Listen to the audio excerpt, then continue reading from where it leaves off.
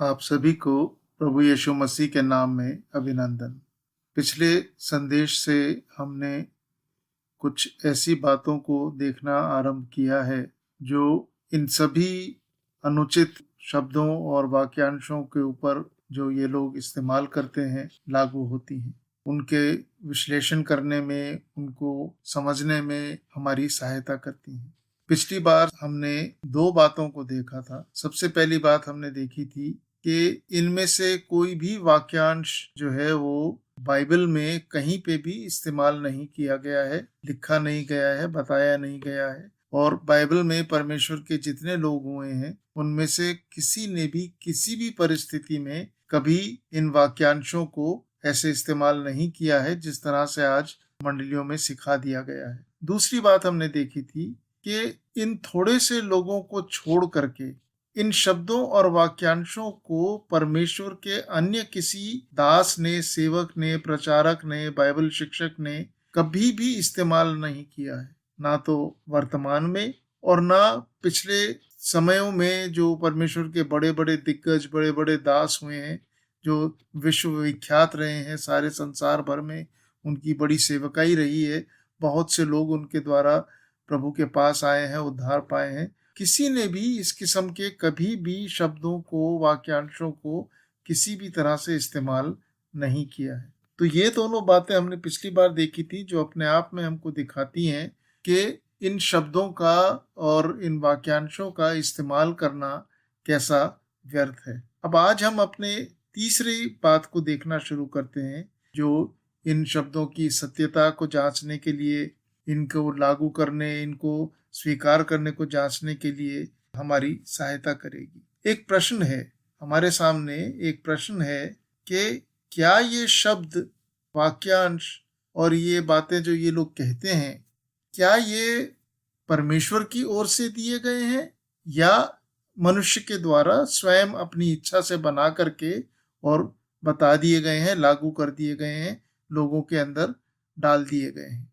अब ये पहले जो दो बातें हमने देखी हैं कि ना तो ये बाइबल में दिए गए हैं और ना ही परमेश्वर के लोगों ने कभी बाइबल के बाहर या बाइबल में इनको इस्तेमाल किया है। इन्हीं से ये स्पष्ट हो जाता है, इसमें कोई संकोच नहीं होना चाहिए कि ये मनुष्यों के द्वारा बनाए गए शब्द हैं, मनुष्यों के द्वारा गढ़े हुए दिए गए शब्द हैं, ना कि परमेश्वर के द्वारा। लेकिन फिर भी आप इस संदेश के अंत तक अपना निर्णय स्थापित करने के लिए प्रतीक्षा कर सकते हैं और फिर जब इस संदेश समाप्त हो जाए तो फिर आप अपना विचार करके अपने मन में अपने आप अपने अंदर ये निर्णय कर सकते हैं कि ये मनुष्यों के द्वारा दिए गए हैं या परमेश्वर के द्वारा। अब यदि ये मनुष्यों के द्वारा दिए गए हैं, मनुष्यों के द्वारा गढ़े हुए हैं, परमेश्वर के द्वारा दिए गए नहीं है, तो फिर तो सीधा सीधा है कि ये परमेश्वर का वचन नहीं, मनुष्य का वचन है। और इसलिए क्योंकि ये मनुष्य का वचन है, इसलिए इन्हें परमेश्वर के वचन से ऊपर और बढ़ के दर्जा नहीं दिया जा सकता। इन्हें परमेश्वर के वचन से अधिक महत्वपूर्ण और अधिक उपयोगी नहीं कहा जा सकता या माना जा सकता। इनका तो उपयोग केवल एक ही कार्य करता है, एक ही बात को पूरा करता है, और वो है इन शब्दों को देने, इन वाक्यांशों को देने और इनको सब जगह फैलाने वाले लोगों को प्रसन्न करना और उनको ऊंचे पे उठाना। इसके अतिरिक्त फिर ये इसका और कोई अर्थ या और कोई उपयोग नहीं है। अब जैसा हमने जो अभी पहले के दो बिंदु देखे थे कि ना बाइबल में है, ना दूसरे लोगों ने इस्तेमाल किए हैं, तो इस आधार पे क्योंकि ये मनुष्य के गढ़े हुए शब्द और वचन और वाक्य हैं, तो हम यही कह सकते हैं कि इसका मतलब है कि फिर ये हमारी प्रार्थनाओं और आराधना को परमेश्वर के सम्मुख प्रभावी बनाने के लिए एकदम व्यर्थ हैं, निष्फल हैं। इनका कोई भी असर या प्रतिफल होने वाला नहीं है, बल्कि ये कहा जाए कि लाभदायक होने की बजाय ये उनके लिए जो इनका इस्तेमाल करते हैं, इतने महत्व के साथ, इतने इनको ऊपर उठा के या इनको बार बार इस तरह से इस्तेमाल करते हैं, वो उनके लिए तो ये शब्द हानिकारक है, लाभदायक नहीं है, हानिकारक है। इस हमारे इस संसार में, इस वर्तमान समय में भी और फिर आने वाले संसार में भी दोनों ही जगह इनके कारण विश्वासियों की हानि ही हो रही है, क्योंकि ये कुछ इस तरह से है जैसा प्रभु यीशु मसीह ने फरीसियों को मत्ती 15 अध्याय के 9 पद में डांट लगाई थी, जहां उन्होंने प्रभु ने कहा था, यशायाह भविष्यद्वक्ता की बात के आधार के ऊपर कहा था कि ये लोग व्यर्थ मेरी उपासना करते हैं, मनुष्यों की बनाई हुई शिक्षाओं को, गढ़ी हुई शिक्षाओं को लेके परमेश्वर का वचन बता करके इस्तेमाल करते हैं। तो मतलब ये इस पृथ्वी पर एक व्यर्थ उपासना करवाने वाली बात हो गई, ऐसी उपासना जिसका कोई प्रतिफल नहीं है, जो स्वीकार्य नहीं है, जिसके द्वारा उनको कोई लाभ होने वाला नहीं है, वरन ये तो परमेश्वर के वचन को भ्रष्ट करना हो गया, जैसा हमने पिछले संदेश में और उससे पहले यशायाह पहले अध्याय में से देखा था कि परमेश्वर के वचन में अपने जोड़ तोड़ करने के द्वारा परमेश्वर का वचन भ्रष्ट हो गया और परमेश्वर को अस्वीकार्य हो। और फिर अगर आप मत्ती 12 अध्याय उसके 36 और 37 पद को देखेंगे, मत्ती रचित सुसमाचार के 12 अध्याय 36 और 37 पद के, वहां पे प्रभु यीशु मसीह कह रहा है कि हर कोई जो व्यर्थ बात बोलेगा, वो हर एक व्यर्थ बात का, निकम्मी बात का उसको परमेश्वर के सामने जवाब देना होगा, उसका उत्तर देना होगा।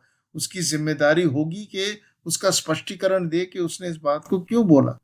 तो मतलब इस पृथ्वी पर इन शब्दों के साथ जो आराधना उपासना की गई वो व्यर्थ है। परमेश्वर के वचन को भ्रष्ट करना है, परमेश्वर के वचन को अस्वीकार्य बनाना है। और आने वाले युग में जब वो स्वर्ग में पहुंचेंगे तो वहां पे पता पड़ेगा कि परमेश्वर के सामने खड़े होकर के अब इन बातों का हिसाब देना है, और प्रतिफलों में फिर इसके कारण, गलत इस्तेमाल के कारण उनके प्रतिफलों में कटौती हो जाएगी। तो इस पृथ्वी पर भी और पृथ्वी के बाहर भी इन व्यर्थ के शब्दों का इस्तेमाल, क्योंकि ये मनुष्य के बनाए हुए शब्द हैं, गढ़े हुए शब्द हैं, परमेश्वर के दिए हुए शब्द नहीं हैं, इसलिए इन शब्दों का इस्तेमाल जो है वो इस पृथ्वी पर भी और आने वाले लोक में भी दोनों ही जगह हानिकारक है, किसी भी तरह से लाभदायक नहीं। फिर एक बात और समझ लीजिए, देखिए, ध्यान कीजिए कि जब ये लोग कहते हैं कि अच्छा भाई ठीक है, जिसे पसंद नहीं है वो ना इस्तेमाल करे, इसमें फिर इतना इस बात को बढ़ाने की क्या जरूरत है, जिसको अच्छे लगते हैं वो इस्तेमाल कर ले, जिसको नहीं पसंद है वो ना इस्तेमाल करे। तो ये फिर इसी बात की पुष्टि करता है कि इन शब्दों को गढ़ने वाले, बताने वाले, सिखाने वाले जो हैं वो इनडायरेक्टली या अप्रत्यक्ष रीति से इस बात को स्वीकार कर रहे हैं कि ये परमेश्वर की दी हुई बातें नहीं है, ये मनुष्यों की दी हुई बातें ही हैं। क्योंकि अगर परमेश्वर की दी हुई बातें होती तो फिर ये प्रचारक ये नहीं कह पाते कि नहीं, फिर अगर नहीं इस्तेमाल करना तो मत करो। फिर तो उन्हें जोर दे करके, क्योंकि ये परमेश्वर की कही हुई बात है, इसलिए वचन के समर्थन के अनुसार, वचन के समर्थन के साथ इसका पूरा करना, इसका मानना, इसका निभाना अनिवार्य है। फिर तो वो ये कहते, लेकिन अब जब वो कह रहे हैं कि नहीं ठीक है भाई, तुम्हें नहीं पसंद तो मत करो, हमें पसंद है हम करेंगे, इसका मतलब ये है कि हाँ, हम मानते हैं कि ये तो हमारी अपनी गढ़ी हुई या किसी मनुष्य की गढ़ी हुई बातें हैं, जिसे मनुष्य की बात पसंद है वो कर ले, जिसे मनुष्य की बात पसंद नहीं है वो ना करे। अब अगर दूसरा रुख हम देखते हैं, हमने पहला सवाल उठाया था कि ये मनुष्य की गढ़ी हुई है या परमेश्वर की दी हुई है, तो हम ये अभी हमने देखा कि ये मनुष्य की गढ़ी हुई है। चलिए एक बार को मान लेते हैं कि ये मनुष्य की गढ़ी हुई नहीं, परमेश्वर की दी हुई गई। अगर हम ये लेकर के चलते हैं कि ये मनुष्य की दी हुई नहीं वरन परमेश्वर की दी हुई बातें हैं, तो फिर तुरंत ही बहुत ही गंभीर और ऐसी समस्याओं में पड़ जाते हैं जिनका कोई समाधान नहीं है। सबसे पहला इसका मतलब ये हुआ कि जब ये अब लगभग प्रभु यीशु मसीह से लगभग 2000 साल बाद ये बातें दी गई, तो इसका सबसे पहला अर्थ यही हो गया कि परमेश्वर का वचन जो है वो अटल नहीं है, वो सिद्ध नहीं है।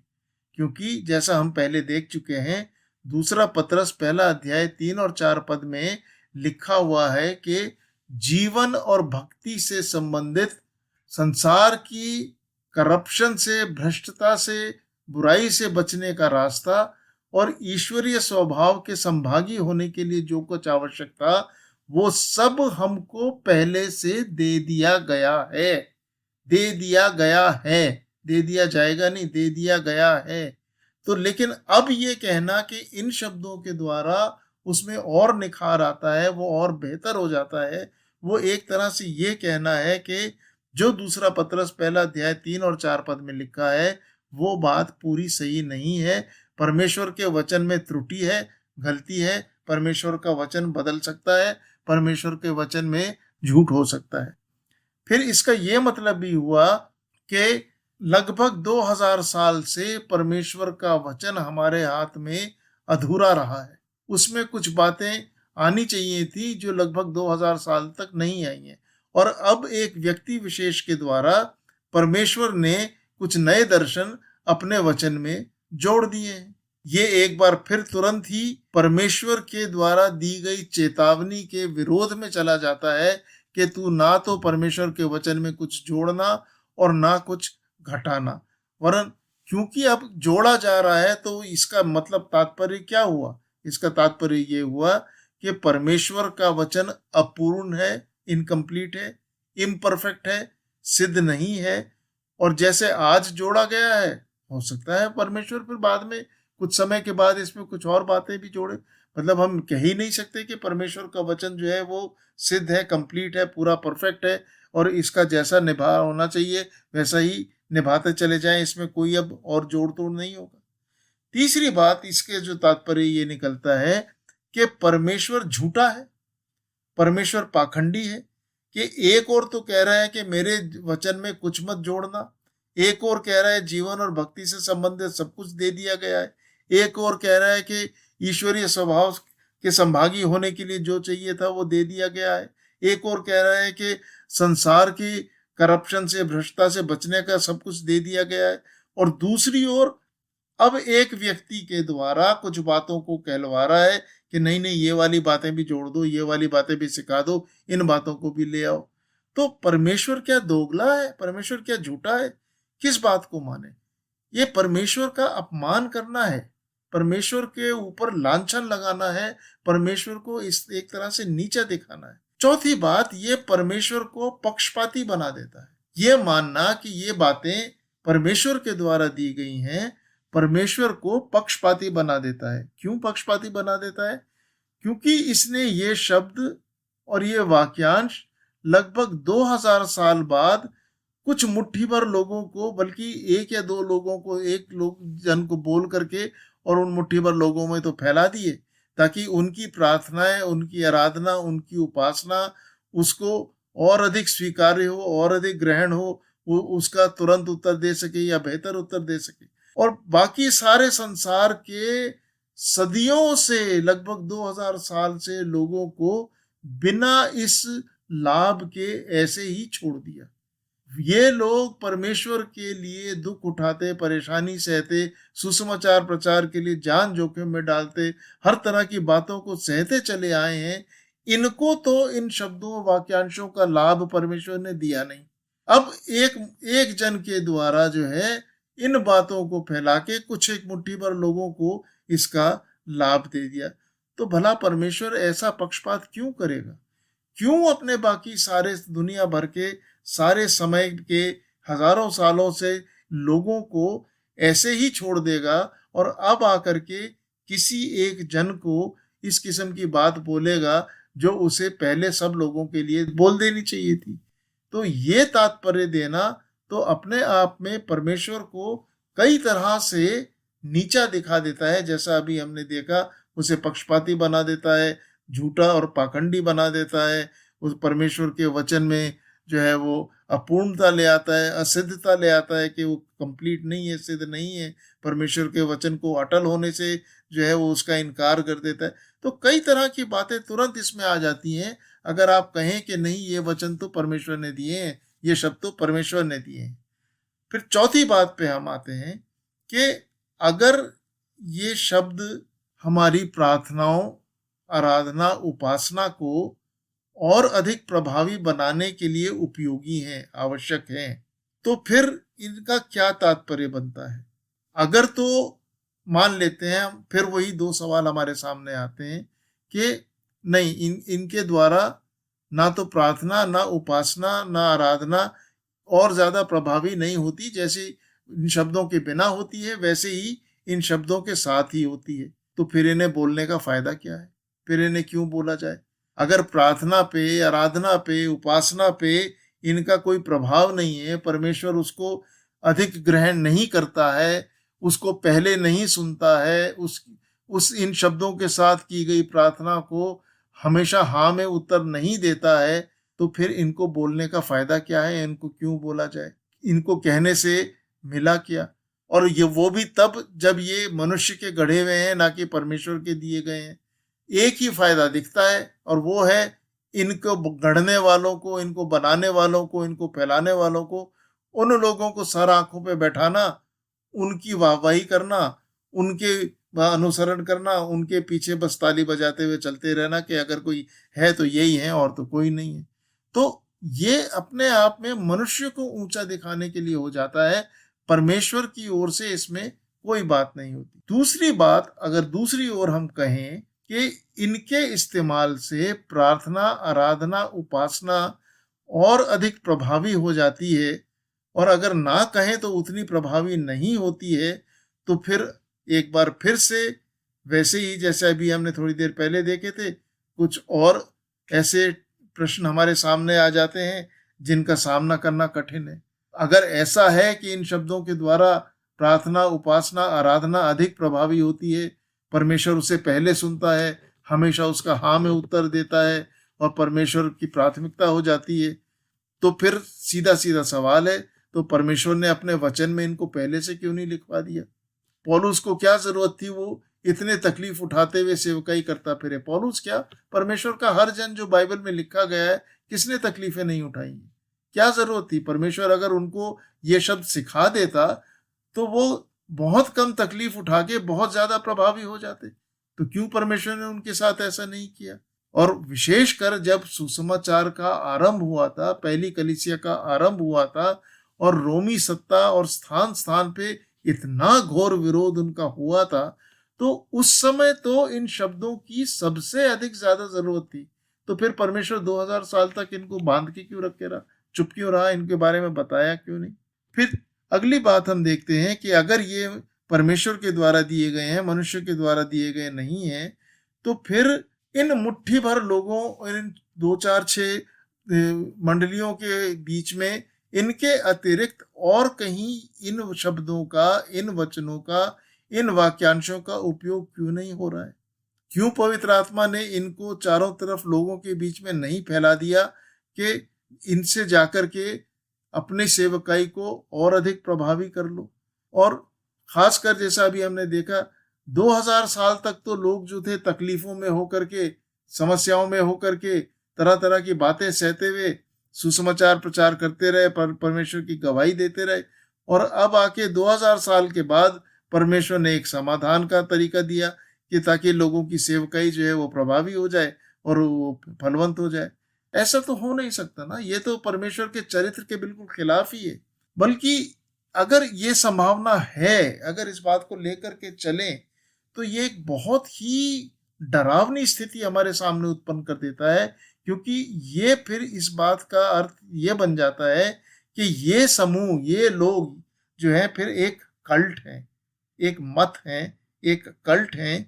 और कल्ट्स जो हैं, जितनी भी हमेशा मसीहत के इतिहास में जितने भी ये इस किस्म के मत और समुदाय बने हैं, वो हमेशा ही एक व्यक्ति के शिक्षाओं, उसकी दी गई बातों, उसकी धारणाओं और उसके द्वारा अपने आप को दूसरों के ऊपर हावी करने के द्वारा बने हैं। ये जितने कल्ट्स हैं वो व्यक्ति प्रधान हैं। एक व्यक्ति सर्वोपरि रहा है, और जो उसने कह दिया वो माना गया, जिसने नहीं माना फिर उसकी मुसीबत हो गई।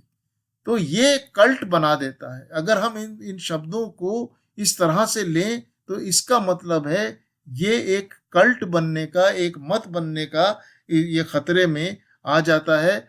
और कल्ट्स हमेशा ही मसीहत के लिए नुकसान दे रहे हैं, मसीही गवाही के लिए हमेशा ही नुकसान दे रहे हैं। फिर पांचवी बात आप देखिए कि इन शब्दों को, इन वाक्यांशों को, इन बातों को कहने के द्वारा क्या कभी किसी ने देखा, जांचा है कि यार जब ये बातें बोली गई ना तो प्रार्थना जल्दी सुन ली गई, तुरंत सुन ली गई, प्रार्थना का हमेशा हाँ में उत्तर मिला। और जब नहीं बोली गई तो फिर प्रार्थना नहीं सुनी गई, देर से सुनी गई, हाँ में उत्तर नहीं मिला, करते रहे, जल्दी से जवाब ही नहीं आया। जैसे ये शब्द बोलने शुरू किए और वो तुरंत हो गया। क्या कभी किसी ने ये अनुभव किया है, या बस ये कहने की बातें हैं कि हम ये वाले शब्द ही इस्तेमाल कर लेते हैं, ये भी कह देते हैं, इसमें ये भी लगा देते हैं और वो भी लगा देते हैं। ये सिर्फ कहने भर की बातें हैं या वाकई ये प्रभावी भी हैं? और फिर उन लोगों की प्रार्थनाओं और आराधना का क्या जो इन शब्दों, इन वाक्यांशों को इस्तेमाल नहीं करते हैं? क्या परमेश्वर उन लोगों को, उन लोगों की प्रार्थना, उपासना, आराधना को जो इन शब्दों का इस्तेमाल नहीं करते हैं, कुछ कम करके आंकता है? क्या परमेश्वर उनको उतना आदर नहीं देता जितना इन इन शब्दों के कहने से की गई प्रार्थना और आराधनाओं को देता है? क्या परमेश्वर दूसरों की आराधनाओं को इनसे छोटा मानता है? क्या इस किस्म का पक्षपात परमेश्वर में है? क्या इस किस्म का विभाजन परमेश्वर में है? मतलब आप समझिए कि ऐसी बातों के पीछे कितनी घातक प्रवृत्ति है। शैतान कैसी बातों को छुपा करके, भक्ति का भेष धारण करके, और कैसी कैसी बातों को मंडली में घुसा करके लेकर के आया है। और पांचवी बात, अंतिम बात जिसे देख करके फिर हम आज का संदेश समाप्त करेंगे, कि थोड़ा सा मनन कीजिए कि इन शब्दों के द्वारा शैतान ने परमेश्वर के ओहदे को, स्तर को कैसे नीचे गिरा दिया। और क्यों? क्योंकि इन शब्दों के प्रयोग के द्वारा वो एक तरह से उकसा रहा है कि अपने शब्द यूज करके, इन शब्दों का इस्तेमाल करके परमेश्वर को नियंत्रण में ले लो। इन शब्दों का इस्तेमाल करो ताकि परमेश्वर तुम्हारे नियंत्रण में होके तुम्हारी कही भी बात के अनुसार काम करने को मजबूर हो जाए।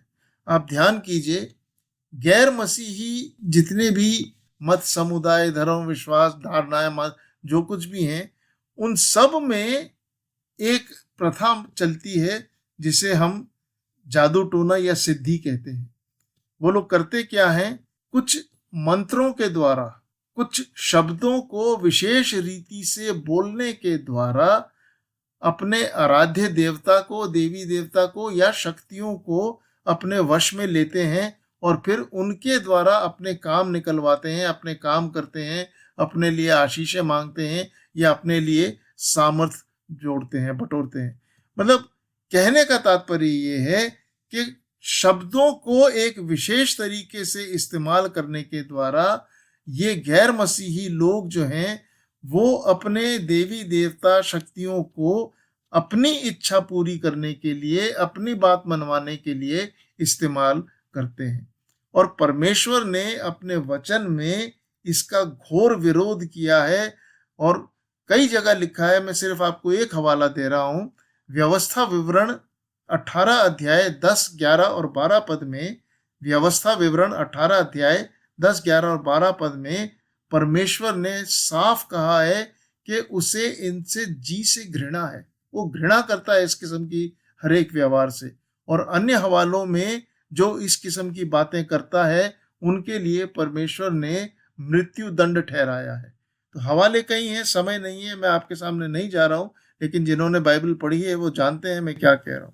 तो अब कुछ शब्दों का एक विशेष रीति से इस्तेमाल करने के द्वारा प्रार्थनाओं को प्रभावी बनाने, सुने जाने और उनका हाँ में उत्तर दिए जाने के लिए क्या हम परमेश्वर को बाध्य कर रहे हैं, मजबूर कर रहे हैं? क्या ये एक मंत्र बोलने के समान नहीं हो गया? क्या ये परमेश्वर को अपने नियंत्रण में लेके अपनी मनमर्जी का काम करवाने के समान नहीं हो गया? हो सकता है परमेश्वर की इच्छा उस काम के लिए ना हो। जिस प्रार्थना को हम कह रहे हैं, जिस चंगाई को हम मांग रहे हैं, जिस मुसीबत को हम हटाना मांग रहे हैं, जिस समस्या का हम समाधान मांग रहे हैं, हो सकता है परमेश्वर अभी उसके लिए राजी ना हो, परमेश्वर की योजना उसके लिए कुछ और हो। लेकिन अगर हम सोचते हैं कि इन शब्दों के इस्तेमाल के द्वारा अब परमेश्वर को ये करना ही पड़ेगा जो मैं कह रहा हूं कि मुझे चंगा कर दे या मेरी ये समस्या से हटा दे या मेरे ऊपर जो मुसीबत आई है उसका समाधान कर दे, तो हम परमेश्वर को क्या हाथ मरोड़ के बाध्य कर रहे हैं, मजबूर कर रहे हैं। देख मैंने ये शब्द बोल दिए हैं, देख मैंने ये लगा दिया है, मैं इस तरह से बोल चुका हूं, अब क्योंकि मैंने बोल दिया है तुझे करना पड़ेगा। क्या ये संभव है? क्या ये हो सकता है? तो इस तरह के शब्दों का इस्तेमाल करना क्या परमेश्वर के लिए आदर की बात है या हम परमेश्वर का निरादर कर रहे हैं? लोग सोचते हैं मैं व्यक्तिगत रीति से किसी को गिराना चाह रहा हूं। मैं एक बार फिर कह रहा हूं, मैं व्यक्तिगत रीति से किसी का विरोध नहीं कर रहा हूं, मैं गलत शिक्षाओं का विरोध कर रहा हूं जो मुझे अंदर से खाए जा रही हैं कि ये इस किस्म की गलत शिक्षाएं मंडलियों में क्यों फैलाई गई हैं, लोगों की आशीषों को दीमक की तरह, घुन की तरह अंदर से खाए चली जा रही हैं। बाहर से लगता है बहुत अच्छा है लेकिन अंदर से खोखला करती चली जा रही हैं। मंडलियों के हाल देख लीजिए क्या हो रहे हैं, मंडलियों में संख्या देख लीजिए क्या हो रही है, लोगों का स्वास्थ्य देख लीजिए क्या हो रहा है। आप फिर भी सोचते हैं कि मैं व्यक्ति के विरोध में हूं। विनम्र निवेदन है, मैं व्यक्ति के विरोध में नहीं हूं, मैं किसी की भी गलत शिक्षाओं के साथ सहमत नहीं हूं, चाहे वो कोई भी हो। इन गलत शिक्षाओं में मत पड़िए, इनसे निकल के आइए। अगली बार से परमेश्वर ने चाहा तो हम एक एक शिक्षा को जांचना, आकलन करना शुरू करेंगे और हम सबसे पहली शिक्षा जो अगले संदेश में जो हम देखेंगे वो होगी जो मंडलियों में एक बहुत आम करी जाती है, शैतान को बांधना। शैतान को बांधना, शैतान के बांधने के बारे में बाइबल क्या कहती है ये हम अगली बार अगले संदेश में देखेंगे। लेकिन तब तक मेरा निवेदन है कृपया इन संदेशों को दोहराइए, बार बार सुनिए, समझिए। मैं गलत शिक्षाओं के विरोध में हूं, मैं व्यक्ति के विरोध में नहीं हूं। मैं केवल बाइबल के अनुसार चलना मांगता हूं, मैं किसी व्यक्ति के अनुसार चलना नहीं मांगता हूं। प्रभु आप सबको आशीष दे। धन्यवाद।